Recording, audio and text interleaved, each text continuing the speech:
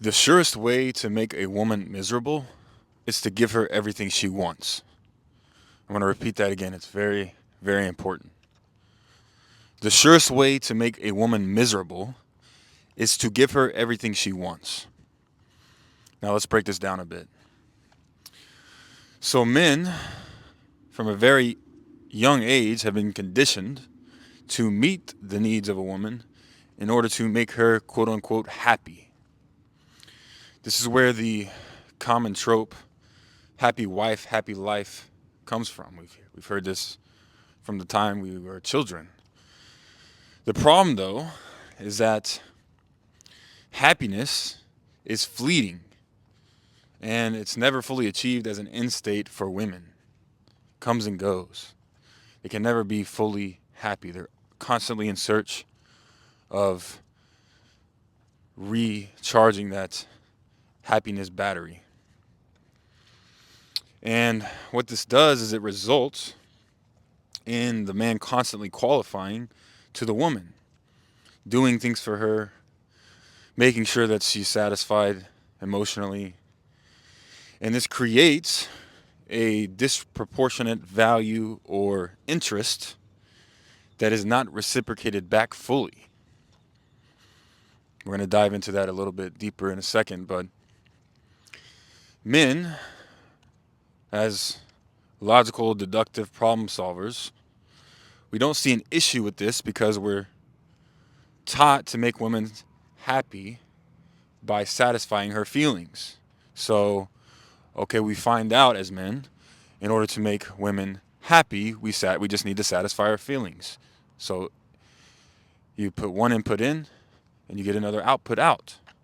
And so, as logical, pragmatic thinkers, that's what men do is, okay, well, if that's the problem, she's mad, all I have to do is make her happy by satisfying whatever she wants me to do, whatever she says she wants me to do. But that is, in fact, where the trap comes into play. It's a trap. Think of it as a trap. Now, the error that should be highlighted is that women's feelings, they're not reliable metrics for understanding her preferences or for the sustainability of a relationship in general. Now, if the man is constantly qualifying to her, making it known that he will do anything to satisfy her, compromise his own life and interests, this signals to her that she is better than him. Whether it's consciously or subconsciously, most of this is all subconscious. This is what it signals to her, though, is that she is of higher value than him because he is constantly qualifying to her needs and she is not constantly qualifying to his needs. And this goes against her hypergamous nature. A woman cannot be with a man over an extended period of time that she is looking across or down at. Let me say that again. A woman cannot be with a man over an extended period of time that she is looking across or down at. She needs a man that is superior to her in value. Whether they state this or not, if you watch their actions, if you watch who they choose, they prefer a man that is financially making more than she is. They prefer a man that is more physically stronger, imposing than she is. They prefer a man that is, let's just say, more intellectually capable than she is, that can lead her, that she can trust for him to guide her.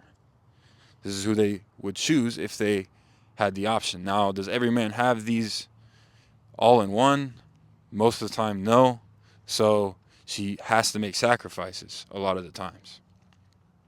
Now, all of this goes and contradicts women's stated preference for an equal partnership or for a 50-50 partnership. The thing about an equal partnership is that it goes against her biological hardwiring, We could just say it's driven by evolutionary pressures to want a man that is better than her. Okay? Now, prior to industrialization, and even at the beginning stages of industrialization, women relied upon men to survive. Whether we want to believe this or not, it was a fact. Women needed men to survive, to be able to take care of their kids so that they could stay home and make sure that the kids were living prosperous lives.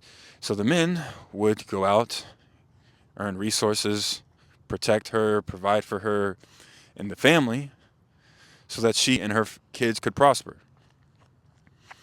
This was common throughout history, and now in our modern age, it's all of a sudden wiped out. It's like it never happened. Like we can just completely undo all the psychological preferences that men and women have. We can just blank slate, wipe them all out, and it doesn't even exist anymore. That's kind of where we're at now.